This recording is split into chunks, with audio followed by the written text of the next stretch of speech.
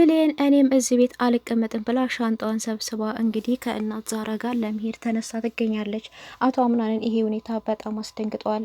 ብሌንን በጣም ነው የሚወዳት። እረፍት የሚያገኘው ከእሷ ጋር ነው፣ የሚያዝናናው ከእሷ ጋር ነው፣ ጥሩ ጊዜዎችን የሚያሳልፈው ከእሷ ጋር ስለሆነ ብሌን ከዚህ ቤት በፍጹም መሄድ የለባትም፣ እናት ዛራም ትመለሳለች እያለ ይገኛል ማለት ነው። ይሄ ነገር እንግዲህ በጣም አስደንግጦታል። ለሱ በጣም ያላሰበው ነገር እየሆነበት ማለት ነውና እንግዲህ ሁሉም በክብር እየሸኟት ነበሩ። ብሌንም እንግዲህ ከተለ ብላ ነው ወጣችሁ። ሜርሲም እንግዲህ ሙስጠፋ እዛ ቤት ለምን እንደመጣ ስራው ምንድነው የሚለው ሁሉ ነገር ደርሳበታለች ማለት ነው። እንግዲህ ሜርሲ ስታስተዋውቃት ሲፈን ስታስተዋውቃት ዘመዴ ነው ብላ ብታስተዋውቃትም ነገር ግን ምንም ዝምድና የላትም። የሆነ ያሰበችው ነገር አለ፣ መቅደም አለብኝ እችን ሴትዮ በማለት እንግዲህ በራሷ መንገድ እየሄደችበት ትገኛለች ማለት ነው። ሰላም ጤና ይስጥልኝ ውድና የተከበራችሁ የቻናሌ ቤተሰቦች ሁላችሁም ሰላም ብያለሁ። በያላችሁበት ዓለም ዳርቻ ሰላማችሁ በዘት ተረፍረፍ ይበልኝ እያልኩኝ እንደተለመደው ለቻናሉ አዲስ የሆናችሁ ሰብስክራይብ እያደረጋችሁ ነባሮች ደግሞ ላይክ እያደረጋችሁ ለምታበረታቱኝ ቅልብ ያላችሁ ውድ ኢትዮጵያን ሁላችሁንም ከልብ አመሰግናለሁ። ዴር ድራማ እንግዲህ ደስ የሚልና አስተማሪ ድራማ፣ ብዙ ቁም ነገር ያለበት ድራማ ነው ማለት ነው። አስመሳይ ሰዎች ምን ያህልን ሰው መጉዳት እንደሚችሉ እንደዚሁም ደግሞ ጓደኛ ቤተሰባዊ መስለው እንግዲህ መልካም ሰዎች በምን አይነት መንገድ ሊጎዱ እንደሚችሉ፣ አስመሳይ ሰዎች ምን ያህል ቤቱን እንደሚበጠብጡ ነው የሚታየው ማለት ነው። እንግዲህ እሱም ሙስጠፋ ወደዛ ቤት መጥቷል ማለት ነው። እንግዲህ ሲፈን የኔ ዘመዴ ነው የቅርብ ዘመዴ ነው በማለት ነበር ከአቶ አምናን ጋር እያስተዋወቀችው። ከዛም ባሻገር ግን እናቱ በመኪና አደጋ እንደሞተችበትና ያንተን እገዛ እንደሚፈልግ ማንኛውንም ስራ ካንተ ጋር እንዲሰራ ፍቀድለት በማለት ነበር ያስማማችው። ይሄ ነገር ግን ለጄሪ አዲስ ሆኗል። ለመናገርም ተቸገረች። ምክንያቱም ከሱ ጋራ በፊት ብዙ ጊዜ አሳልፋለች። በፍቅር ብዙ ጊዜ ከሱ ጋር ስላሳለፈች መናገር ሼም ይዟታል ማለት ነው። ነገር ግን አቶ አምና የኔና ያንተ ታሪክ ተመሳሳይ ነው፣ ሁኔታው ይለያይም ታሪካችን የተመሳሳይ ነው፣ አይዞህ ወንድሜ በሁሉም ነገር ካጠገብ ካለው ብሎት ነበረ። ነገር ግን ሜርሲም እዛ ቤት አልነበረችም። እሱ ሲመጣ ሲፈን ክፍል እንግዲህ የነሱ ለብቻቸው እንግዲህ ሲፈንም የሟች ልጅ እንደሆነች ስለታወቀ፣ ስለዚህ የዳፍኔ ልጅ ስለሆነች ስለዚህ አንዳንድ ነገሮችን ልንማከር ይገባል። ወይዘሮ ሞርዚናን እንዴት አርግተን ነው የምናስወግደው፣ እንደዚህም እንግዲህ ጄሪንም እንዴት አርግተን ነው የምንጎዳት በማለት እንግዲህ ለመካከር ስትሄድ ነበር አልጋ ላይ ቁጭ ብለው ሁለቱን ያገኘቻቸውና እንግዲህ በጣም ነው እየደነገጣቸው። ምንድነው እየተካሄደ ያለው? አንድ ቀን ውጪ ላይ ባድር ጭራሽ 1 አመት ውጪ ላይ አደርኩ መሰለኝ እኮ ምን እየተካሄደ ነው? ብዙ አዳዲስ ነገር አይን እያየ ነው ነበር ያለችውና ሲፈንም እንግዲህ አይዞሽ ወይዘሪት ሜርሲ አትደንግጪ፣ ወንድሜ ነው የቅርብ ዘመዴ፣ እኔን ለማየት ነው የመጣው ነበር ያለቻት። እሷው እንግዲህ ነው እንዴ በጣም ደስ ይላል፣ ሜርሲ ይባላለሁ ነበር ያለችውና እሱም ሙስጠፋ ይባላለሁ፣ አትደንግጪ፣ ምን ነው እኔ ማስደነግጥ ሰው ነኝ እንዴ ነበር። አይ እሱስ ቀለል ያልክ ሰው ነህ፣ በቃ ተጫወቱ በማለት ነበር እንግዲህ ወደ ታች ወደ ክችን ወርጄ ሴቶቹን አንዳንድ ነገር መጠየቅ አለብኝ። እዚህ ቤት ምን እየተካሄደ ነው? እቺ ሰው እንዳለችው ይሄ ሰው ወንድሙ አይደለም፣ የሆነ ያሰበችው ተንኮል አለ፣ ሳትቀድመኝማ ለቀድማት ይባል ነበር ያለችውና እንግዲህ ወደ ኩሽና ስትሄድ እንግዲህ ወይዘሮ ዛህራና ብሌን አንድ ላይ ነበሩና ብሌንም እንግዲህ እናቴ ዛሬ ተኝቼ አረፈርኩ መጥቼ ያረዳውሽም እያለቻት እሷን እያወራቻት ነበር። እንደዚሁም እሷ በተኛችበት ቃል ገብቶ እንግዲህ እያያት እየዞራት ደግሞ እንዴት አባቷ ታምራለች፣ እችንማ በእጄ ማስገባት ያለብኝ እያለ ነበርና ነገር ግን እናቴ አንቺ ነበርሽ እንዴ ክላሴ የገባሽው?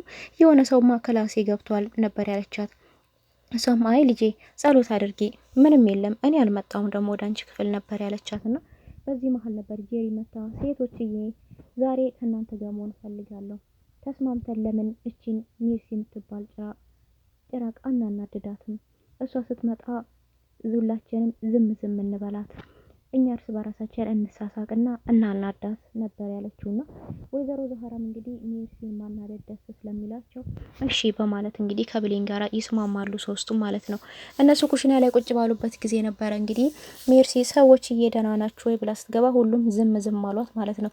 ምን ነው ዝም አላችሁኝ ብትልም እንግዲህ ጄሪ ነበረች በማመናጨቅ በቃ ዝም አልን ማለት አንቺን ማናገር አንፈልግም ማለት ነው። ስለዚህ አንቺ ማናገር አንፈልግም ማለት ደግሞ ውጥት ማለት ነበረብሽ ነበር ያልቻትም። አንድ ቀን ውጥቼ ውጭ ስላደርኩ ነው ትቼሽ ስላደርኩ ነው እንደዚህ ተቀየርሽብኝ፣ ተይ እንጂ ጓደኛዬ ነበር ያልቻትና እኔ ጓደኛሽ አይደለሁም ሂጂ እዛው ጓደኛሽን ፈልጊ በማለት ነበር ጄሪ ያመናጨቀቻት ማለት ነው። እንግዲህ ሌሎቹም ሙድ እያዙባት እየሳቁባት ጄሪን ሜርሲን እረር ቀጠል እያደረጉና እያናደዷት ነበረ ማለት ነውና እንግዲህ እቺን አሮጊትማ እንደዚህ ያልተዋትም እቺ ሙጢቂት ባለቻቸው ነገር ሰምተው እኔ ላይ ሙድ ይዙብኛል ብላ እንግዲህ ተናዳ ወደ ታች ስወርድ ነበረ። ጄሪና ሙስጠፋ እንግዲህ ደረጃ ላይ ቆመው እያወሩ ነበረ። እሱም እንግዲህ ብሩን አስገብቼልሃለሁ ከእንግዲህ ግን ወደ ህይወቴ እንዳትገባ ውልቅ በል ነበር ያለችው። እሱም በህይወቴ እስካለውና አፈር እስካልተጫነብኝ ከዚህ ቤት የትም አልሄድም የትም አልወጣም ነበር ያላትና ነገር ግን አቶ አምናንንም ብሩን በመጠየቅ 500,000 ብር ያው ለምንድነው ቃልን የላክሽብኝ አንቺ ለምን አልጠየቅሽኝም ነበር ያላትና አፈሬ እኮ ነው ምናልባት ትቆጣኛለህ ብዬ ምዞይ ነው ነበር ያለችው እሷ። እሱ እንግዲህ ምን አልነበር የፈለግሽው ቢላትም 500,000 ብር ነበር ያለችው ቀለል አርግታ። እሱም እንግዲህ እሺ ይሄ ሁሉ ብር ለምንድን ነው ቢላት ያው መጓጓዣም የለኝም መንቀሳቀስ አለብኝ አንዳንድ እማሟላቸው ነገሮች አሉ ነበር ያለውና ያለችው እሷ። እሱም እንግዲህ እሺ ብሩን አስልክልሻለሁ በማለት እንግዲህ ያላት እሷም አመሰግናለሁ ብትለው ግዴታ አይነት የተወጣሁት ምስጋና አስፈልገው ነበር ያላት።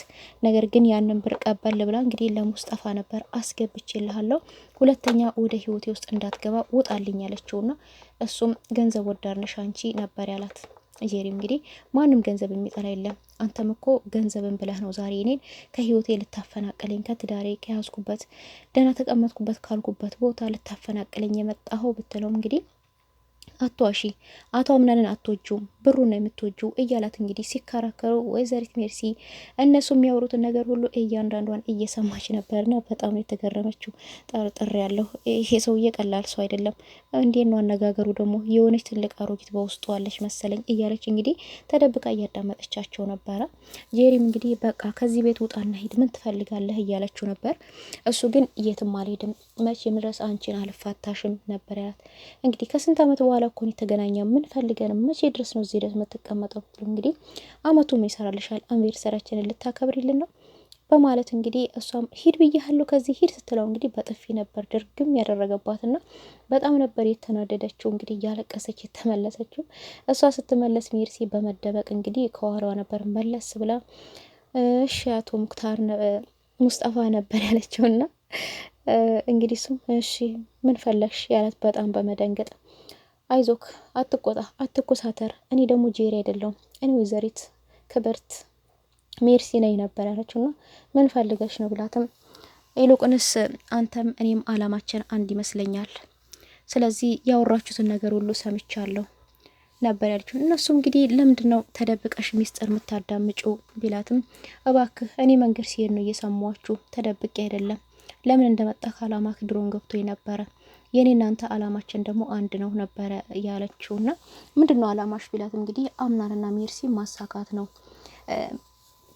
አምናንና ሜርሲን ያው ማለያየት ነው ነበር ያለችውና እሱ እንግዲህ አላቅም ምን ለማለት እንደፈለሽ ቢላትም እባክህ ማገዱ አትፍች ይሄን አለ ያወቀ እንዳላወቀ የሆነከበትን ጊዜ ሁሉን ነገር ሰርተን ጨርሰን ነበረ ስለዚህ ተስማማ ብትስማማ ይሻልካል ነበር ያለችው።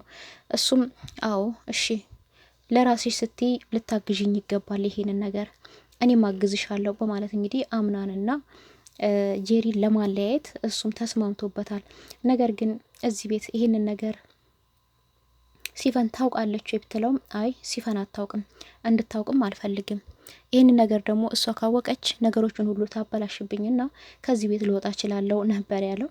ስለዚህ ሜርሲ እያንዳንዱ ሚስጥር ይዛበታለች ማለት ነው።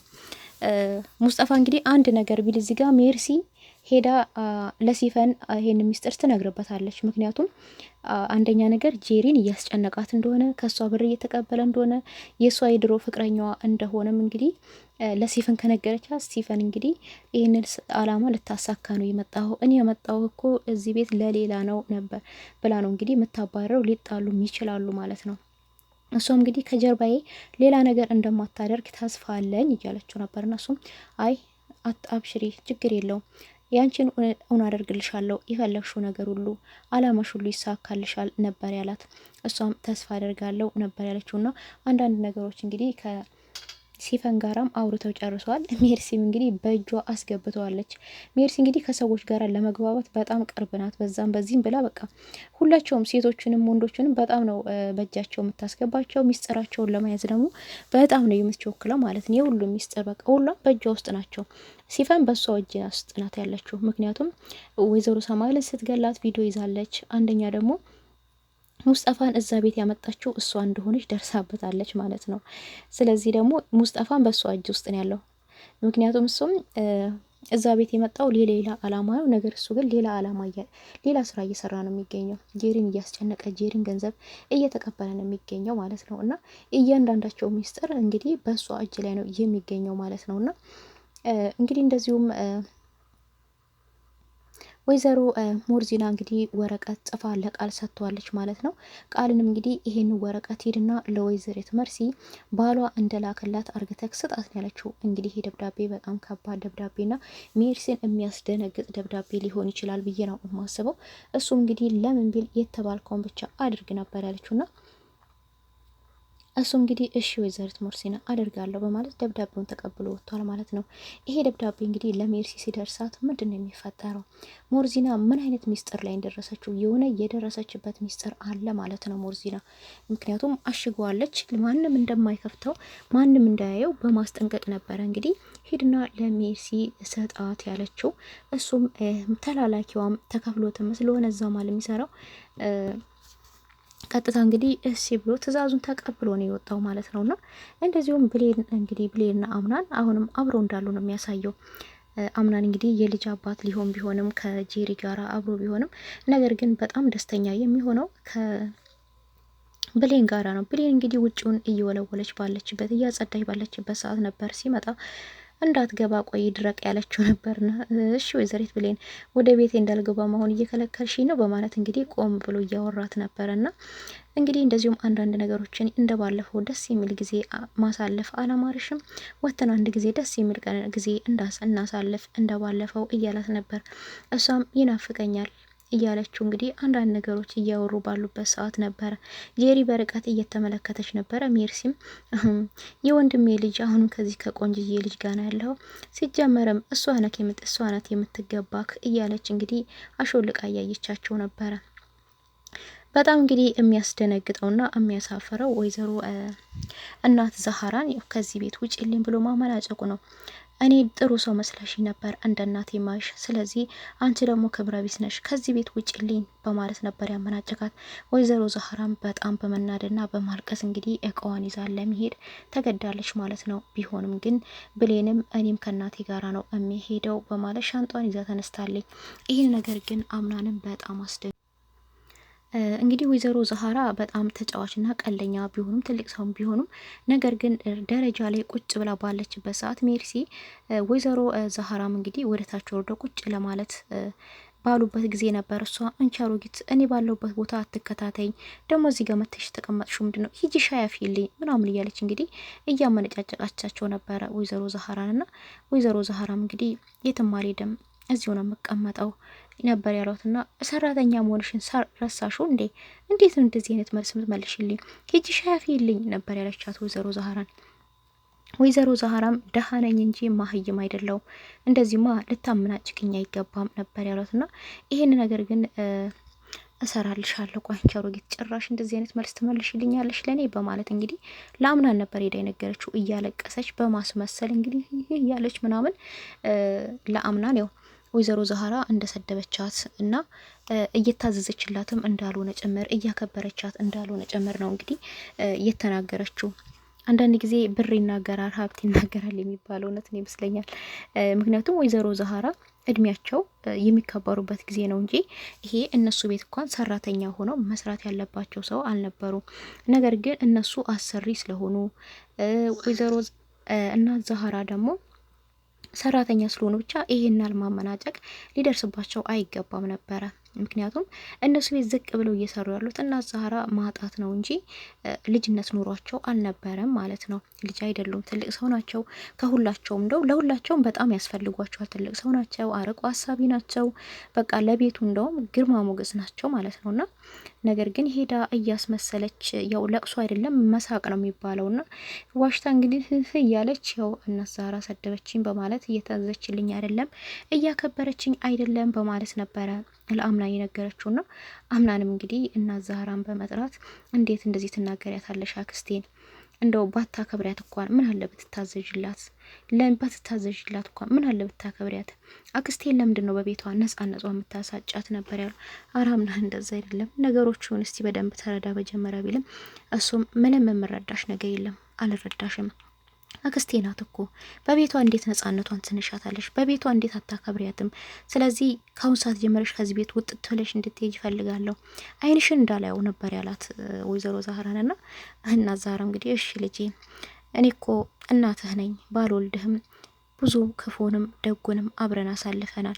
ተው ልጄ ብትልም ምንም ብትይ ነገር የለም አልሰማሽም፣ በቃ ውጪ ብይሻለሁ፣ ውጪ ሻንጣሽን ይዘሽ ነበር ያለው። እንግዲህ እናት ዛህራም እሺ ልጄ በማለት በጣም እያለቃቀሱ እንደዚሁም እንግዲህ ወይዘሮ ሰምአል ቃሌን ባለመጠበቄ ልጅሽንም በመለየቴ ያልሽውን ነገር ባለማድረጌ ይቅርታ እንግዲህ ምንም ማድረግ አልችልም፣ የልጅሽ ውሳኔ ነው እያለች እንግዲህ እያለቃቀሰች ሳህኖቹን፣ እቃዎቹን፣ ውጭ ላይ ያሉት አበባዎችን ሁሉን ነገር መቼም እዚህ ቤት የሚመጣ ሰው እንደኔ ኃላፊነት የሚሰማው መሆን አለበት እያሉ እያለቃቀሱ እንግዲህ እቃቸውን ሰብስበው ተነስተዋል ማለት ነው። ወይዘሮ ዛህራ ብሌንም እንግዲህ በጣም እያለቀሰች ነው። እናቴ እኔ ብቻዬን እንዴት ጸጉሬ ማን ይዳብሰኛል? አስተማሪ ታሪኮችን ማን ይነግረኛል? ማን ይንከባከበኛል? ማን ነው ጸጉሬን አስቶ የሚያስተኛኝ? ማን ነው ጸጉሬ የሚዳብስልኝ? እያለች እንግዲህ እያለቀሰች ነበረ። ወይዘሮ ዛህራም እንግዲህ ልጄ እባክሽን አታልቅሺ፣ እኔ እደውልልሻለሁ፣ አወራሻለሁ፣ እንገናኛለን፣ ብቻ አደራ እምትወጂኝ ከሆነ ትወጂኛለሽ ነበር ያሉትና አዎ ከማንም በላይ ወድሻለሁ እናቴ ነበር ያለችውና እንግዲህ እሷም በይ እንደዛ ከሆነ ራስሽን ጠብቂ፣ በሰው ነገር አትግቢ፣ ሰዎች ጠልፈው እንዳይጥሉሽ በተንኮል ራስሽን ጠብቂ ልጄ አደራ፣ አንቺ ግድ የለሽም። ይህንን ነገር ደግሞ አቶ አምናን የደረሰበት ቀን እሱ ራሱ መጥቶ ይቅርታ ይጠይቀኛል፣ እውነቱ እስከሚወጣ ድረስ ነው፣ እኔም በጸሎት ያስብሻለሁ በማለት እንግዲህ ቦርሳቸውን ሰብስበው የተነሱት ነበርና እንግዲህ ሜርሲም እቺን አሮጊትማ አስነቀልኳ ከዚህ ከቤት ፊትሽ እዚህ ቤት አይመለስም ሁለተኛ እያለች እንግዲህ ደስ ብሏት ነው የምትገኘው። ብሌን ግን በጣም ከፍቷት እያለቀሰች ነበረ። ወይዘሮ ሙርዚናም ግን አምናንን ለምን እንደዚህ ታደርጋለህ? ወይዘሮ ዛህራ እኮ ከሜርሲ በፊት እዚህ ናት ያለችው፣ ያሳደገችህ እናትህ እኮ ናት ነበር ያለችውና አይ ቢሆንም አክስቴን እንደዚህ መናገር የለባትም፣ አክስቴ እኮ እኔም ብላ ነው እዚህ ቤት ያለችው ነበር ያለችውና እንግዲህ እሷም ምንድነው ያለችው ሜርሲም እኔ እኮ አንተን ብዬ ነው እዚህ ቤት ያለው፣ እኔ እኮ የወይዘሮ ሰምአልን ቦታ እተካለሁ፣ አንተን እኮ እንዳይከፋክ ብዬ ነው እዚህ ቤት ያለው፣ አንተን ለማገዝ እኮ ነው እዚህ ቤት ያለሁት፣ እንዴት እንደዚህ ትናገረኛለች? በጣም ነው ከፋኝ። እሷ እንደዚህ ስትናገረኝ ብቸኝነት ስሜት፣ የባይተዋሪነት ስሜት ነው የተሰማኝ ነበር በማለት እንግዲህ እያስመሰለች ነበረች። እሱም ይቅርታ አክስቴ በወይዘሮ ዛህራ ስም እኔ ይቅርታ ጠይቅሻለሁ እያለት ነበርና ሜርሲ ግን በጣም አስመሳይና ከባድ ሰው ናት። እውነት ግን አቶ አምናን ማስተዋል ያንሰዋል፣ በጣም አያስተውልም። ከዚህም በፊትም እንግዲህ የእናቱ መድኃኒት ሲቀየር ብሌና ሲባል ቀጥታ ተነስቶ ብሌን ነበር በጥፊ ድርግም ያደረጋት ማለት ነው። ነገር ግን እንዴት ቤት ብሎ መጠየቅ ነበረበት። ወይዘሮ ዛህራንም እንግዲህ ምንም ቢሆን ወይዘሮ ዛህራና ብሌን አንድ አይደሉም። ማንም ሰው ያው ይሰደብ ይመታ ማለት ሳይሆን ለወይዘሮ ዛህራ ክብር ሊኖረው ይገባ ነበረ ማለት ነው። እንደዚህ ማመናጨቅ አልነበረበትም፣ እንደዚህ መሳደብም አልነበረበትም።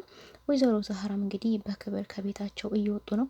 እሱም ደሞዝሽን ሁሉ እሰጥሻለሁ ቢልም እኔ ደሞዝ አልፈልግም፣ እኔ ገንዘብን ብዬ አይደለም እዚህ ቤት ያለሁት ሰውን ብዬ ነው፣ ከገንዘብ ሰው ይበልጣል ልጄ። እሺ ሁላችሁንም አመሰግናለሁ፣ በጣም ጥሩ ጊዜ፣ ደስ የሚል ጊዜ ነበረ በማለት እንግዲህ እናት ዛህራ ሊወጡ ሲሉ ነበር እንግዲህ ብሌንም ሻንጣዋን አዘጋጅታ ከተል ብላ ይወጣችው። ብሌን ሻንጣዋን ይዛ እንግዲህ ተከትላ ስትወጣ እናቴ ጠብቂኝ እና ዛራ እኔም አብሬሽ ሄዳለሁ ማናለኝ እነዚህ ይቀመጣለሁ በማለት እንግዲህ ወጣችውና አምናን በጣም ነው የደነገጠው። ቤቱም ያሉት እንዳሉ በጣም ነው የደነገጡት። ጄሪን ያው ደስ ቢላትም ነገር ግን እሱ በጣም ደንግጧል። ምክንያቱም እዛ ቤት ደስታውም ሰላም የምትሰጠው አማካሪው ሚስጥረኛው ከምንም በላይ ሁሉ ነገሩ ብሌን ናት። ብሌን እንግዲህ ልትሄድ ነው። በብሌን ምክንያት እንግዲህ ወይዘሮ ዛህራ ወደ ቤት መመለስ ችለዋል ማለት ነው። እሷም እናት ዛህራ መሄዱ ከሆነ እኔም አብሬያቸው ነው የምሄደው እዚህ ቤት አልቀመጥም ያለችው። አቶ አምናን እንግዲህ በጣም በመጨነቅ እናት ዛህራን እንግዲህ ይቅርታ መጠየቅ ችሏል ማለት ነው። እና ዛህራን ይቅርታ ጠይቆ ወደ ቤት ልትመለስ ችላለች ማለት ነው። እንግዲህ ይሄ ሁሉ ደግሞ በማብርታት ነው በብሌን ብርታት ነው። ብሌን በጀመሪያም ብላለች እናቴ አምናን ክፉ ሰው እንዳልሆነ ታውቂያለሽ፣ በጣም ተናዶ ነው። ነገር ግን ነገሮቹን አስተውሎ ባሰበበት ጊዜ እሱ ራሱ ይቅርታ ሊጠይቅሽ ይችላል እያለቻት ነበር። እሱም እውነቱን እስከሚያውቅ ድረስ እውነቱ እስከሚወጣ ድረስ እኔ ዞር ማለት አለብኝ ነበር ያለችው እና ዛራና ብሌን ጀግና ናት። ምንም ያው አልቃሻ ብትሆን ቢያስከፋዋትም በትንሽ በትልቁም የዋህ ናት። ነገር ግን እናት ዛራ ማስመለስ ችላለች። አምናን በብሌን አይደራደርም ማለት ነው። ብሌን እንደሚወደው እዛ ቤት ማንንም አይወድም ማለት ነውና እንግዲህ ድራማ ዛሬ ክፍል ይሄን ይመስላል ማለት ነው። አጠር መጣን አርግተን ስናቀርብላችሁ ቀጣይ ደግሞ ምን ይሆናል የሚለውን እጀላችሁ እመጣ ይሆናል ማለት ነው። እዛው ድረስ ቸር ሰንብቱልኝ። አዲስ የሆናችሁ ሰብስክራይብ እያደረጋችሁ ነባሮች ደግሞ ላይክ እያደረጋችሁ ሀሳብ አስተያየታችሁን አስቀምጡልኝ በማለት በአክብሮት ጠይቃለሁ። ቀጣይ እስከምንገናኝ